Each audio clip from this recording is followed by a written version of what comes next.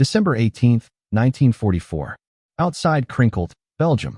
Oberleutnant Heinrich Müller pressed his eye against the commander's periscope of his Panther OSF G, scanning the snow-dusted ridgeline through the pre-dawn darkness.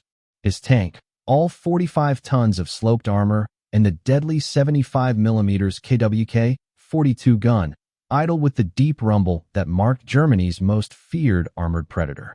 Around him in the Ardennes forest, dozens more Panthers and Tigers prepared for the opening moves of what the Führer promised would be Germany's greatest counteroffensive. Movement, 2 o'clock. His gunner, Unteroffizier Braun, reported quietly through the intercom. Müller adjusted his view. There, cresting the ridge in the growing light, came the unmistakable silhouette of an M4 Sherman. Then another. Then 5 more. The American tanks moved cautiously, their commanders visible in open hatches, breath steaming in the bitter cold. Müller felt his lips curl into something between a smile and a sneer. Shermans, he said, almost to himself. His crew knew that tone. They'd been fighting since Kursk, had seen the Americans in Normandy, and had learned to recognize easy prey. 7 of them. Braun, load armor piercing. We'll take the lead tank first, then work left to right. The Panther's loader slammed a round into the breach with practiced efficiency. Müller watched the Shermans continue their advance, completely unaware that death watched them from the tree-line.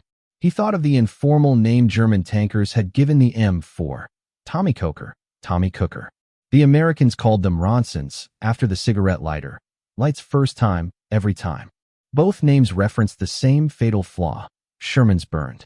Their gasoline engines and ammunition storage made them rolling funeral pyres when penetrated by German guns. Range, 800 meters, Braun called out. Müller watched the lead Sherman, probably a 75mm variant judging by the gun length. He'd studied the American tank thoroughly. Its frontal armor measured only 51mm at the hull, 76mm on the turret face. Impressive by 1942 standards. Laughable against his Panther's 80mm gun firing at nearly 1,000 meters per second. The Sherman's own 75mm gun couldn't penetrate his frontal armor beyond 500 meters, and even then only if the American gunner got lucky with angle and impact point. The numbers told a story of mismatch. The Panther weighed 45 tons to the Sherman's 33. Its sloped armor provided equivalent protection of 140mm at the glassy plate. Its engine, the temperamental but powerful Maybach HL-230, pushed 700 horsepower compared to the Sherman's 425. And that gun, that beautiful, long-barreled 75mm, could punch through any Allied tank from distances that rendered return fire impossible. On target, Braun said. Fire. The Panther rocked backward as the gun spoke. Müller watched the tracer arc across the distance in less than a second. The round struck the lead Sherman just below the turret ring. For a moment, nothing happened. Then the tank seemed to hiccup, flame licking from every hatch and viewport.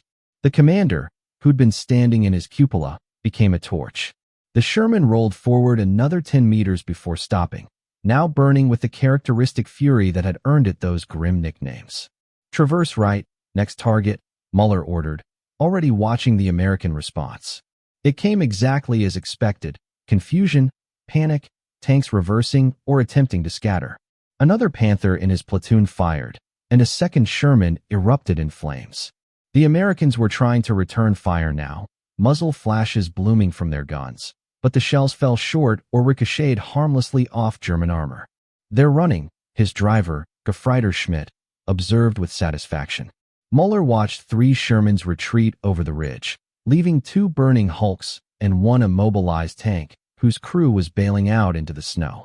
7 against 2 Panthers, and the Americans had lost 4 tanks without inflicting a scratch. This wasn't war, it was target practice. Pitiful, Braun muttered. How do the Americans expect to win with those things? It was a question Müller had heard variations of since Normandy. Every German tanker had stories. At Villers-Bocage, SS Obersturmführer Michael Wittmann had destroyed an entire British armored column, including multiple Shermans and Cromwells, in 15 minutes with a single Tiger. At Ericourt, though the Americans claimed victory, German tank crews reported kill ratios of 3 or 4 Shermans for every Panther lost. The math seemed simple. German tanks were superior in every measurable way. Müller had served in Panzerkampfwagen in Russia before transitioning to the Panther. He'd seen Soviet T-34s. Those were dangerous tanks, well-armored and mobile, with a respectable 76mm gun. The T-34 had forced Germany to develop the Panther in the first place. But Shermans? They were mechanically reliable. He'd give them that. American tankers could count on their tanks starting every morning, which was more than could be said for German armor. But reliability meant nothing when you couldn't penetrate enemy armor, when a single hit turned your tank into a crematorium. "Lieutenant," his radio operator called out. Hauptmann Steiner reports his Tigers have engaged enemy armor near Buchenbach. 12 Shermans destroyed, no losses. The radio crackled with similar reports as the offensive progressed. Panthers and Tigers were tearing through American tank battalions. Near Elsenborn Ridge, 5 Tigers had stopped an entire American armored division's advance. The pattern repeated across the Ardennes. Whenever German armor met American armor in direct combat, the Shermans died in droves. By noon, Müller's Panther had accounted for 11 confirmed Sherman kills. His crew moved through the snow-covered Belgian countryside like hunters who'd found a population of blind deer. Each engagement followed the same pattern. Spot the Shermans at distance, fire first, watch them burn. The Americans were brave. He'd give them that. They kept coming, kept trying to close the distance where their guns might be effective. But bravery without adequate equipment was just another word for suicide. "Lieutenant, we're low on fuel," Schmidt reported from the driver's compartment. "Maybe 60 kilometers left in the tanks." Müller grimaced. The Panther drank fuel like a man dying of thirst. Barely 400 meters per liter on roads. Worse cross-country. But that was a problem for later. Right now, he had a war to win. He thought back to his training on the Panther, the lectures from instructors who'd helped design the beast. The Panther OSF-G represented the pinnacle of German tank design evolution. Its sloped frontal armor wasn't just thick, it was angled at 55 degrees, causing most shells to ricochet harmlessly into the sky. The Americans had copied the concept from the Soviet T-34, but their implementation on the Sherman was half-hearted at best. The gun made all the difference. The 75mm KWK 42L/70. That L/70, meaning the barrel was 70 calibers long, could fire armor-piercing rounds that retained lethal penetration power past 2,000 meters. Müller had seen his gun punch through the frontal armor of a Churchill tank at 1,500 meters during training exercises. The Sherman's frontal armor might as well have been paper. "Contact, 11 o'clock, 300 meters, Braun called urgently. Müller swung his periscope left and felt his stomach tighten. A Sherman had somehow gotten close, emerging from behind a stone farmhouse. But this wasn't a standard 75mm model. The gun barrel was longer, the muzzle brake distinctive. A 76mm Sherman, the Americans' answer to the Panther. "Fire," Müller barked. The Sherman fired first. The impact against the Panther's frontal armor sounded like a giant hammer striking an anvil. Inside, the crew felt the shock through their feet and bones.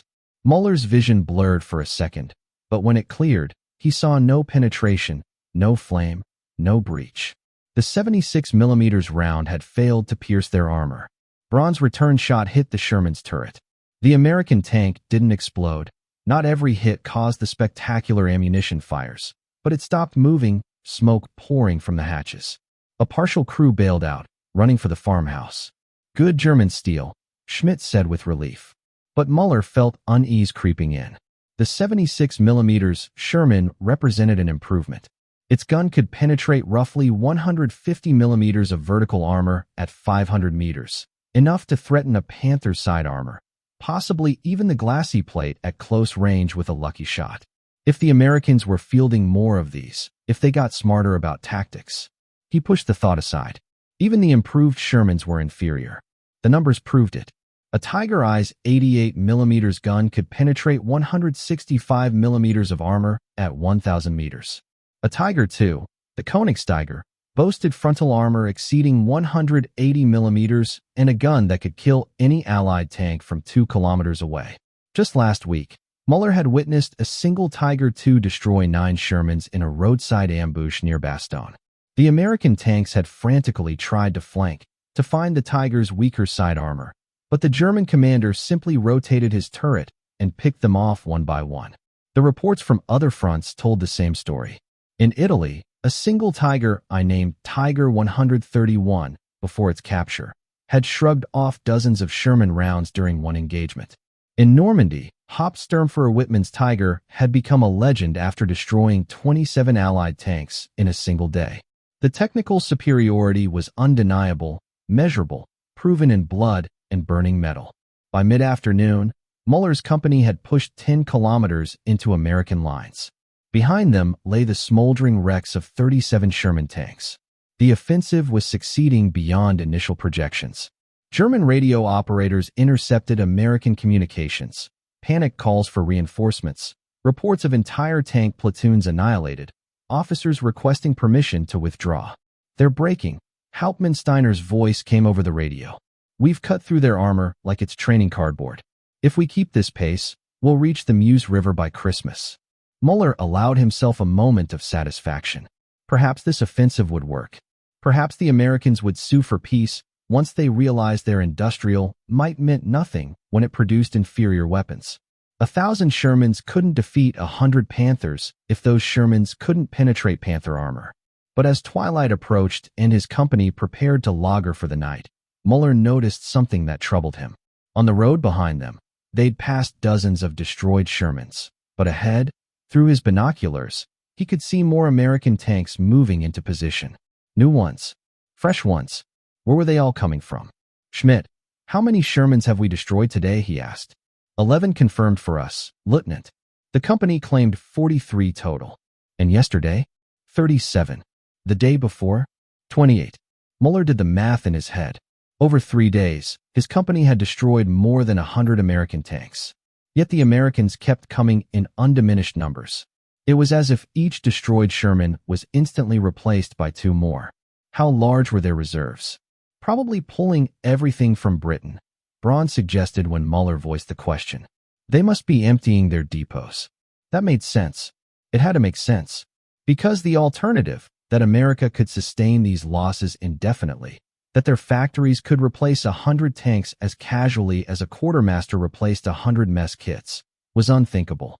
As darkness fell, Müller's crew performed maintenance on their Panther. The final drive seals were leaking again, a chronic problem with the design. The engine needed an oil change, overdue by 200 kilometers, but oil was scarce. The gun's recoil mechanism showed signs of stress. These were minor issues, manageable, but they added up. A Panther required skilled mechanics and constant attention. Still, it was worth it for the combat superiority.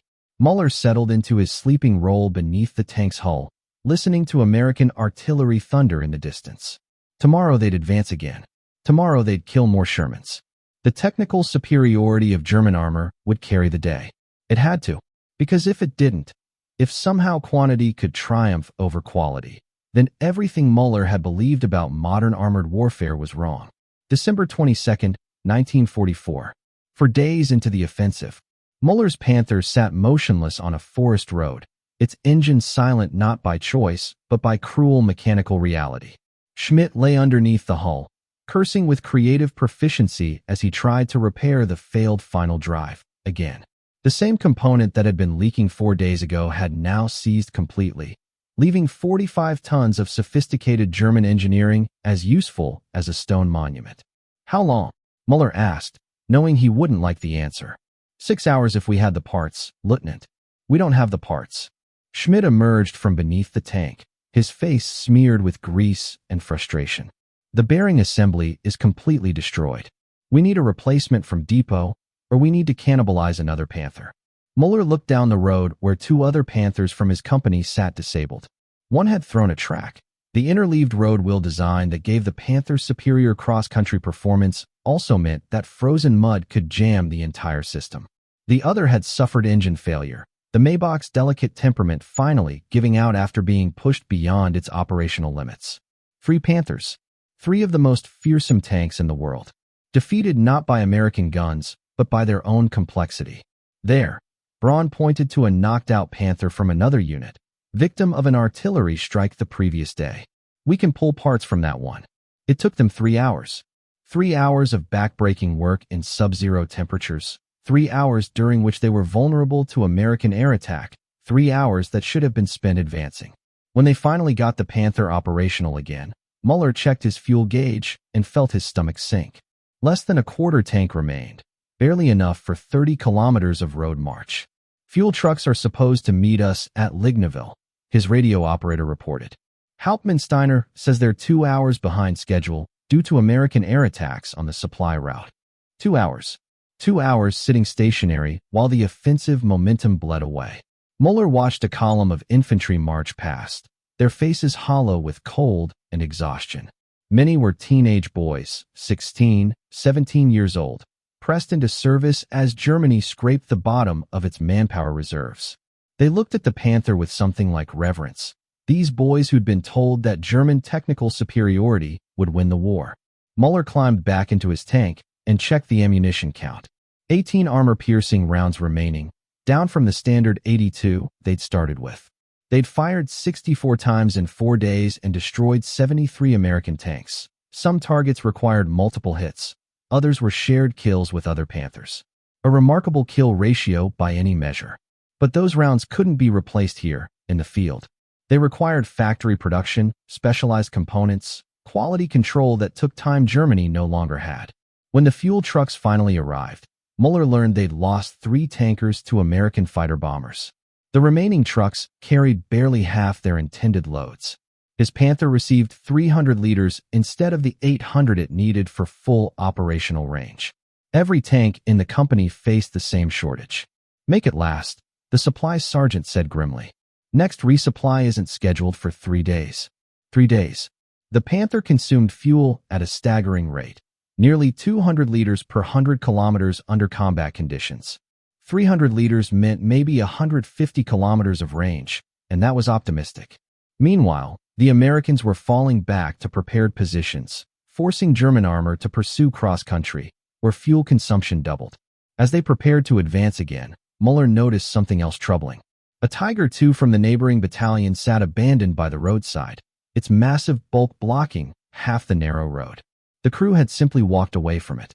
Müller pulled alongside and called to an infantry officer coordinating traffic. "What happened to the Tiger?" "Transmission failure," the officer replied with barely concealed disgust. "Third one this week in that battalion. Can't be repaired in the field. Engineers will have to come back with a recovery vehicle, if we have fuel to spare for recovery operations." Müller stared at the abandoned King Tiger. It represented the absolute pinnacle of German tank design. Frontal armor that no Allied gun could penetrate, an 88mm gun that could kill anything on Earth, 70 tons of Krupp steel, and German engineering excellence. And it sat there useless, betrayed by an overstressed transmission that had been a known weakness since the design phase. The Americans didn't build tanks like the King Tiger. They couldn't. Their factories lacked the precision machinery, their engineers lacked the sophistication. But American tanks started every morning. American tanks didn't need 6 hours of maintenance for every hour of combat. American tanks could be repaired by ordinary mechanics with ordinary tools. By late afternoon, Müller's company had advanced only 8 kilometers, compared to 20 kilometers the first day. Not because of American resistance, but because they'd lost more tanks to mechanical failure than to enemy fire. His battalion started the offensive with 42 Panthers. 29 remained operational. Of the 13 lost, 8 had been abandoned due to mechanical breakdowns or lack of fuel.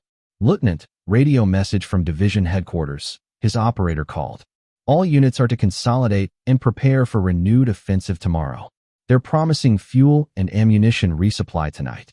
Promises. Müller had heard many promises since 1939. He'd been promised air superiority over France and watched the Luftwaffe wither.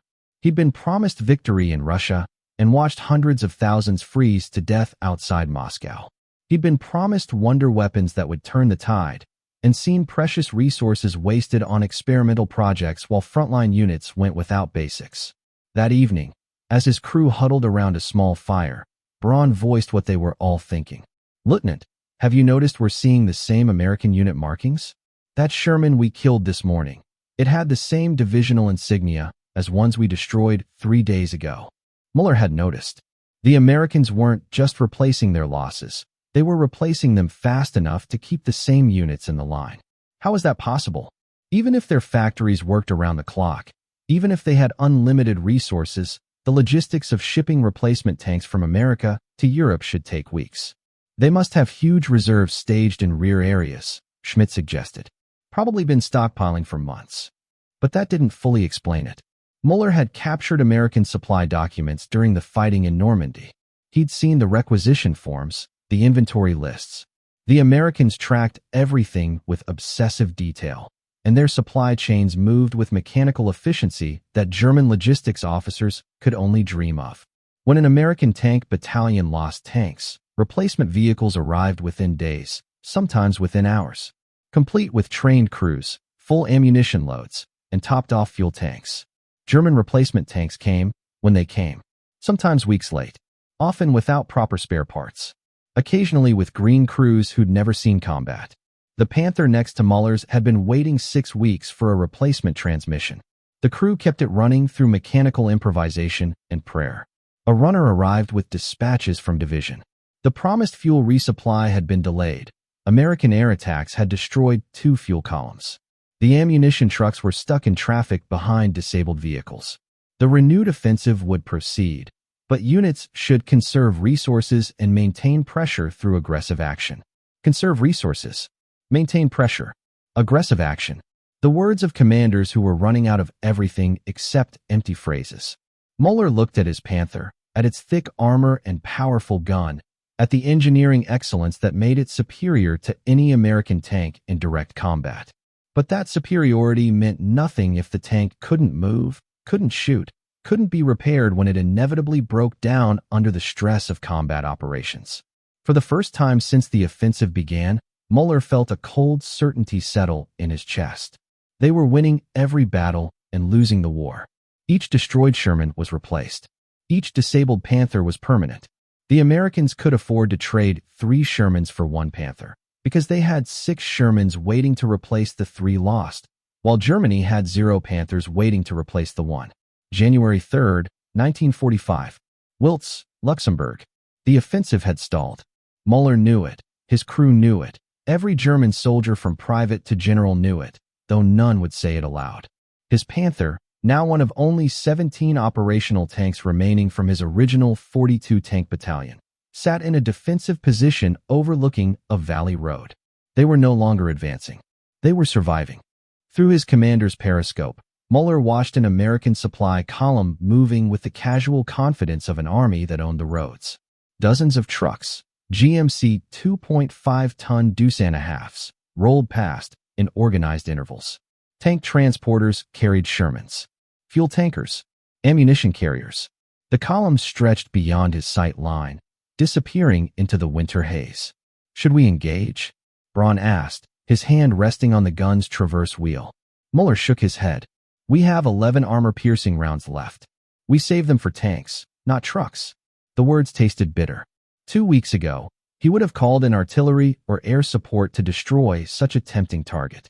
Now German artillery was rationed to 5 shells per day per battery, and the Luftwaffe was a fading memory. What troubled Müller most wasn't the supply column itself. It was that this was the 3rd such column he'd observed in 2 days. The Americans were moving supplies forward at a rate that seemed physically impossible. Where were they getting it all? The answer lay across the Atlantic Ocean, in places Müller had barely heard of: Detroit, Michigan; Gary, Indiana; Pittsburgh, Pennsylvania; Cleveland, Ohio. Cities that had transformed themselves into the world's largest armory, while German tankers had been mocking the Sherman's inadequacies. If Müller could have seen Detroit's tank arsenal in that moment, he would have witnessed something that defied his understanding of industrial possibility. The Chrysler Corporation facility covered 113 acres under a single roof, the largest factory building in history.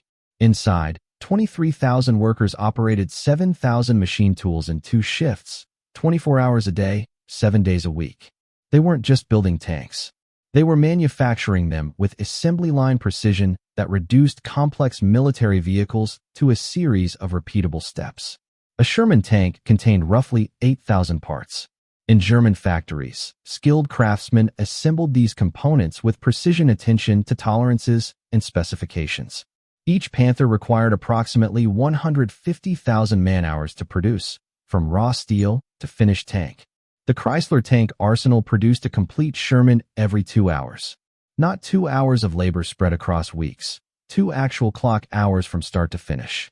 The math was staggering. 1 Sherman every 2 hours meant 12 Shermans per day. The Chrysler plant alone produced over 25,000 tanks during the war. But Chrysler was only one of several manufacturers. Ford's River Rouge plant produced thousands more.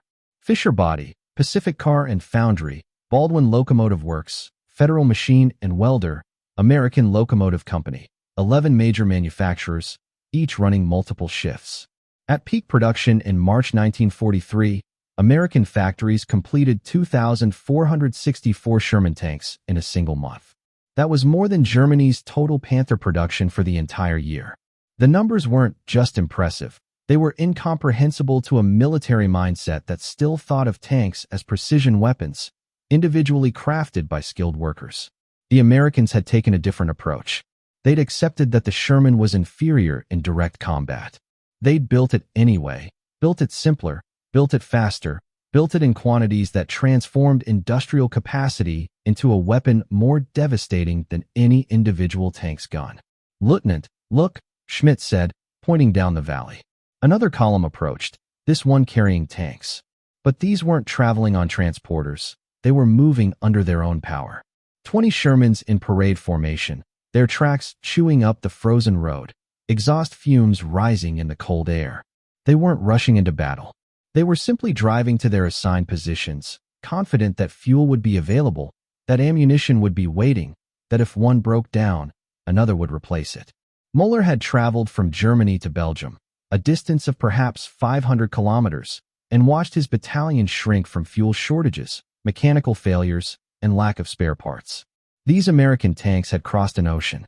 They'd been built in Detroit or Cleveland, loaded onto trains, transported to eastern seaports, loaded onto Liberty ships, sailed through U-boat-infested waters, unloaded in Britain or France, driven to forward depots, maintained, fueled, crewed, and sent into combat, all with a logistical efficiency that moved thousands of tons of war material as routinely as a German housewife moved groceries from market to kitchen.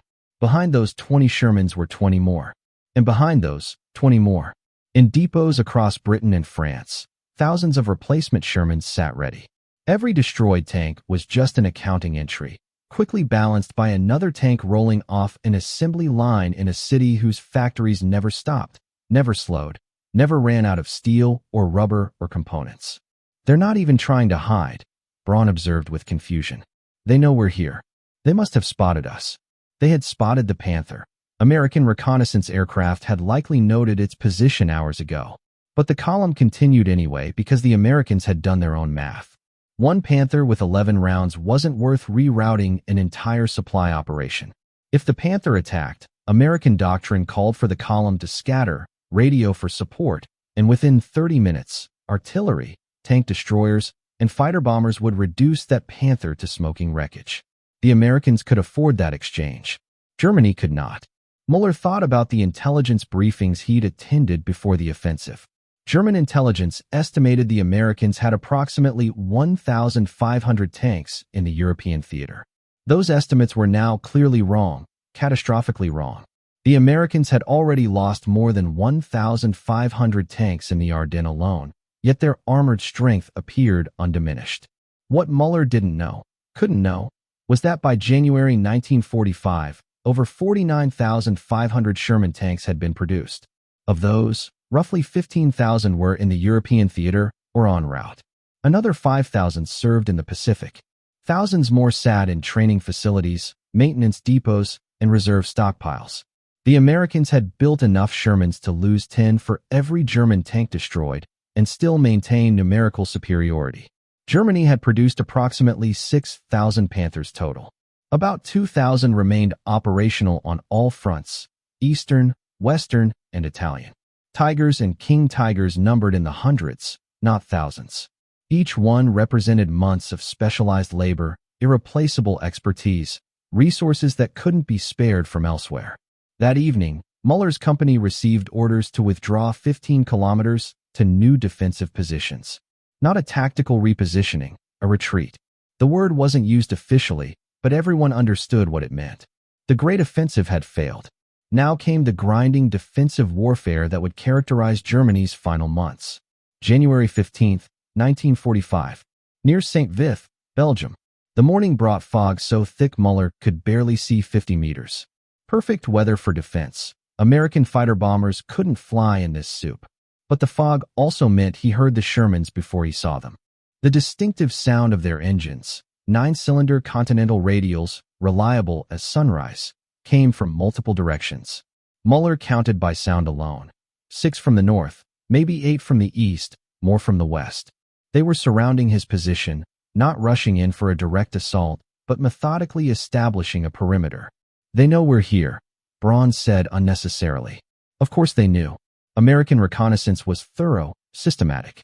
They'd mapped every German position, noted every strong point, identified every Panther and Tiger.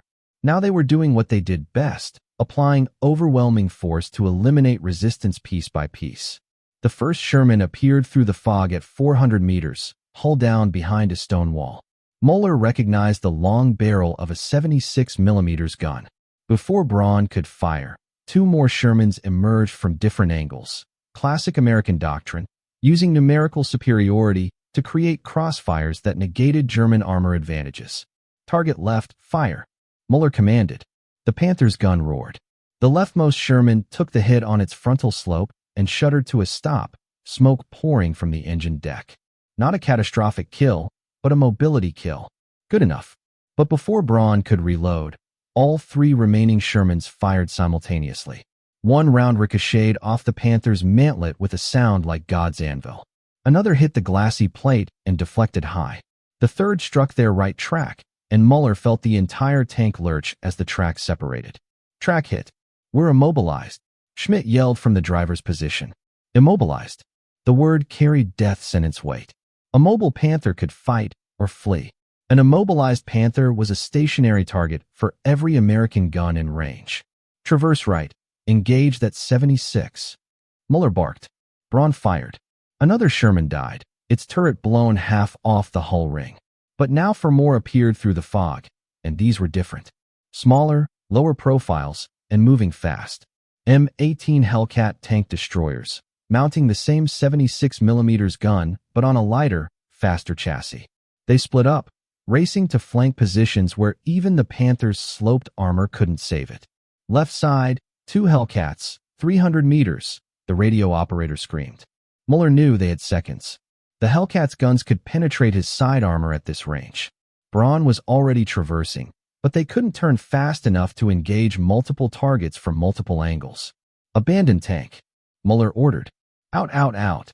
His crew didn't hesitate. They'd drilled this maneuver 100 times. Schmidt and the radio operator dropped through the floor hatches. Braun and the loader went up through the turret. Müller followed, grabbing the machine gun and a satchel of ammunition as he went. He hit the ground just as a 76 mm round penetrated the Panther's side armor with a distinctive cracking sound. Then another. The tank didn't explode.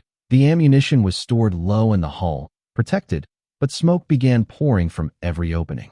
His Panther, which had killed 91 American tanks in 6 weeks of combat, was done. Müller and his crew ran for a nearby tree line. Machine gun fire from the Shermans kicking up snow around their boots. They made it to cover and kept running, joining a stream of German infantry also falling back. Behind them, the Shermans didn't pursue. They didn't need to. They'd eliminated the Panther, which had been their objective. American doctrine didn't call for heroic charges or reckless pursuits, just methodical, systematic destruction of German combat power. Over the next week, Müller watched the American method play out repeatedly. They never sent a tank alone, never attacked without artillery preparation, never engaged without air support once the weather cleared. And most importantly, they never seemed to run out of tanks. His battalion was reassigned to defend a crossroads near Hofeleis. Müller, now without a tank, served as a forward observer for the remaining Panthers. On January 18th, he watched an American attack develop with textbook precision. First came the artillery, 30 minutes of systematic bombardment that forced German infantry into their bunkers. Then came fighter bombers, 47 Thunderbolts that dove through anti-aircraft fire to rocket any visible German armor. Only after artillery and air had suppressed defenses did the Shermans advance, but not in a mass charge. They moved in coordinated teams, 2 or 3 Shermans advancing while others provided covering fire, leapfrogging forward in bounds that limited exposure. The defending Panthers destroyed 8 Shermans that day, but 23 more reached their objectives. The Panthers ran out of ammunition or were forced to retreat before German positions were overrun. And the next day, the destroyed Shermans had been replaced. Müller watched recovery crews tow them away with the same casual efficiency they'd shown supplying forward units. Damaged tanks went to repair depots. Destroyed hulks were stripped for parts. Crews from destroyed tanks received new Shermans within 48 hours. German losses were permanent. When a Panther fell, that was one fewer Panther in the entire German army. Replacement tanks came in dribs and drabs. 3 here, 5 there. Never enough to restore units to full strength. Experienced crews were even harder to replace. Müller's battalion, which had started the offensive with 42 tanks and 210 trained tankers, now fielded 9 operational tanks crewed by a mix of veterans and teenagers who'd received 6 weeks of training instead of the standard 6 months. "It's like trying to empty the ocean with a bucket," Braun said one evening as they watched another American supply column roll past unmolested. "We kill 10, 20 comes. We knock out a dozen, 30 appears. Where the hell are they all coming from?" Müller didn't answer, but he finally understood. The Shermans weren't coming from warehouses or depots. They were coming from factories that never stopped. Every day, American assembly lines produced another 100 tanks. Every week, convoys brought another 1,000 tons of ammunition, fuel, spare parts. Every month, the American economy converted another $1 billion of industrial capacity into instruments of war. Germany's economy was collapsing. Factories were being bombed into rubble. Oil refineries in Ploiești were gone. Fuel production had dropped to trickles. The Ruhr industrial region was under constant air attack. Skilled workers were being drafted as the manpower crisis deepened. Transportation networks were shattered, making it difficult to move the reduced production that did exist. February 8, 1945, west of the Rhine River. Müller had been reassigned to a newly arrived Panther OSF. G, one of the last to roll out of German factories before Allied bombing reduced production to a near standstill. The tank smelled of fresh paint and cosmoline, and its crew consisted of himself, Braun, who'd survived with him, and 3 replacements who looked barely old enough to shave. The new loader, a boy named Hans who claimed to be 18 but was probably 16, had never seen combat. The radio operator had 2 weeks of training. The driver had experience, on tractors, not tanks. Müller had gone from commanding one of the most elite armored units in the Wehrmacht to babysitting children in a war that was already lost. "Contact, 12 o'clock, 800 meters, Braun reported. Multiple Shermans advancing in line. Müller counted 9 tanks moving across an open field in a formation that would have been suicide 6 months ago. But these Americans had learned. They moved with infantry support, half-tracks trailing behind. Artillery fire was already falling on suspected German positions. 2 P-47s circled overhead, ready to dive on any German armor that revealed itself. "Engage lead tank," Müller ordered. Braun fired. The lead Sherman took the hit on its frontal armor and stopped, smoke pouring out. The crew bailed immediately. American doctrine emphasized crew survival over tank preservation. Better to lose a tank than train tankers. But the moment Müller's Panther fired, everything fell on them. Artillery shifted to their position. The remaining 8 Shermans maneuvered to flank. The P-47s rolled into attack dives, their distinctive silhouettes growing larger against the gray sky. "Reverse. Get us into cover," Müller shouted at the young driver. The boy panicked, stalling the engine. Precious seconds evaporated as he fumbled the restart procedure. A rocket from a P-47 struck 30 meters away, showering the Panther with frozen dirt and shrapnel. Machine gun rounds sparked off the turret armor. The engine finally caught. They lurched backward into a tree line just as 76mm rounds from multiple Shermans converged on their previous position. One shell clipped their engine deck, and warning indicators lit up across the driver's panel. "Engine temperature critical," the young driver yelled, his voice cracking with fear. Oil pressure dropping. They'd been in combat for 90 seconds and were already crippled. Müller made the calculation instantly. They could stay and die, or retreat and possibly save the tank and crew for another day. There was no honor in pointless death. Fall back to secondary position, he ordered. Maximum speed. The Panther limped away, trailing smoke, while 9 Shermans methodically advanced to occupy the ground they'd abandoned. The Americans didn't pursue the damaged German tank. Why would they? They owned the battlefield. Tom was on their side. That evening, Müller attended a meeting of company commanders at battalion headquarters, a farmhouse basement lit by candles because fuel for generators was reserved for critical operations. The battalion commander, Major Hoffman, looked 20 years older than his actual age of 38. "Gentlemen, our situation is straightforward," Hoffman said without preamble. "We have 14 operational tanks. The Americans opposite us have at least 80, possibly more. Intelligence reports they receive replacement tanks faster than we can destroy them." He let that sink in, then continued. "Our mission is to delay their advance to the Rhine. We are not expected to stop them. That's impossible with current resources. We delay. We trade space for time. And we do it efficiently." Efficient.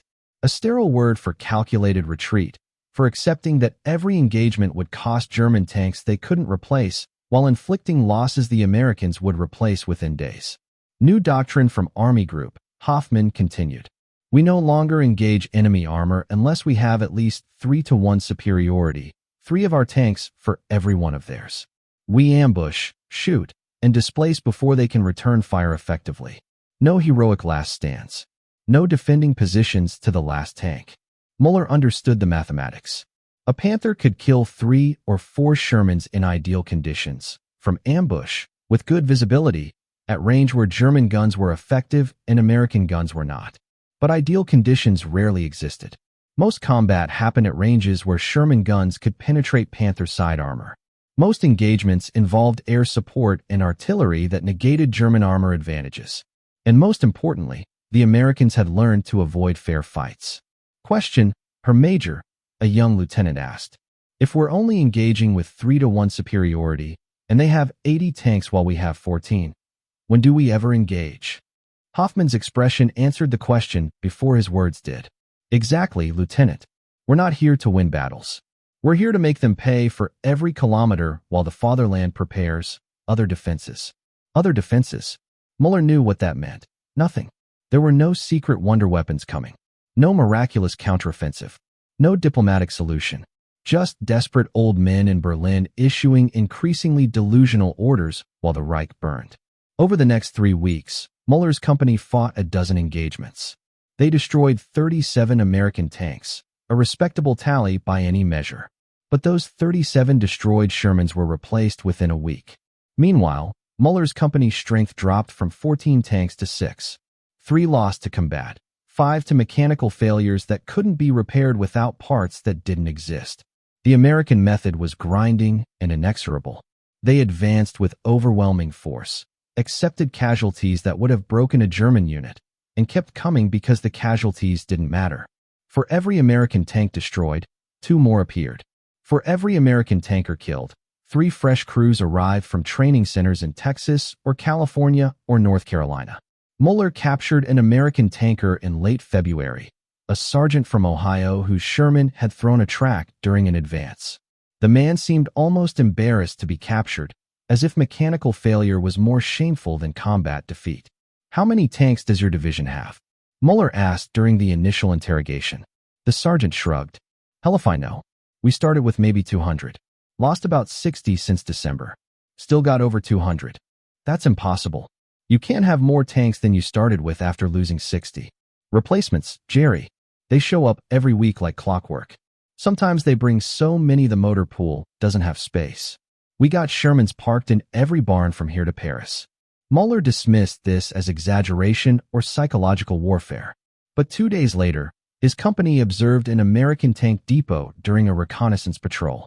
Through binoculars, he counted over 100 Shermans in various stages of maintenance and preparation. This was just one depot, supporting one core sector. How many such depots existed across the entire front? The captured sergeant had mentioned something else during interrogation, something that stuck with Müller. You guys build good tanks, no question. That Panther is a hell of a machine. But we build enough tanks. And enough beats good when you got the numbers we got. The American captain gestured to his men, who began searching Müller and his crew professionally, but without hostility. MPs arrived in a truck to process the prisoners. As they waited, Müller watched more Shermans roll past, an endless procession that seemed to have no beginning and no end. How many? Müller asked quietly. How many tanks did you build? The captain glanced at him. Shermans? I heard somewhere north of 50,000. Could be more by now. 50,000. The number was incomprehensible. Germany had produced 6,000 Panthers total and considered that a major industrial achievement. The Americans had built 50,000 of a single tank model, plus thousands of other variants, tank destroyers, and specialized vehicles. We mocked your Shermans, Müller said, almost to himself. Called them Ronsons. Tommy Cookers. Easy kills. Yeah, I know, the captain replied. And you were right. Tank for tank, the Panther's better. But we didn't need better tanks, Lieutenant. We needed enough tanks. And America? America's got enough of everything. As MPs loaded Müller and his crew onto a truck, he took one last look at his Panther. An American recovery crew was already approaching with a tank transporter. They'd haul it back to some depot, study it, strip it for intelligence, maybe put it in a museum someday as a curiosity. A relic of an army that had built magnificent weapons but lost the war of factories. The truck drove past the Rhine, crossed the pontoon bridge swaying under the weight of endless traffic, and headed west toward prisoner processing centers. Along every kilometer of road, Müller saw what the American captain had tried to explain. Not just tanks, but everything. Mountains of supply crates. Fuel dumps that stretched for acres. Ammunition stockpiles that could sustain armies for months. Field hospitals with more medical equipment than most German cities. Repair depots where damaged Shermans were being rebuilt on improvised assembly lines. This wasn't just military logistics. This was American industrial might turned into a weapon more devastating than any gun or bomb. Every factory in Detroit, every steel mill in Pittsburgh, every oil refinery in Texas had become part of a war machine that could absorb catastrophic losses and emerge stronger. In the back of the truck, young Hans asked the question they were all thinking. Sir, how did we ever think we could win? Müller closed his eyes. Because they believed in quality over quantity. Because they trusted in German engineering excellence. Because they'd mocked the Sherman as inferior without understanding that in modern industrial warfare, superiority came not from individual excellence, but from mass production, logistical efficiency, and the ability to sustain losses that would cripple any other nation. The Panthers and Tigers had been magnificent tanks, the best in the world, arguably. But magnificence didn't win wars when the enemy could field 10 adequate tanks for every magnificent one. 50,000 Shermans had rolled across Europe, and German tank crews had destroyed thousands of them. But there were always more. Always replacements. Always another Sherman cresting the ridge, another column on the road, another factory in America completing another dozen tanks while German production withered. We couldn't, Müller finally answered. We just didn't know it yet. The truck carried them west, past endless American supply lines, past tank parks holding hundreds of reserve Shermans, past a victory built not on superior weapons, but on the terrible mathematics of industrial warfare. The math that said quantity, when produced in sufficient excess, became its own form of quality. The math that said reliability and numbers could defeat sophistication and skill. The math that America had mastered while German tankers were still mocking the Sherman as a tin can. 50,000 tin cans had won the war.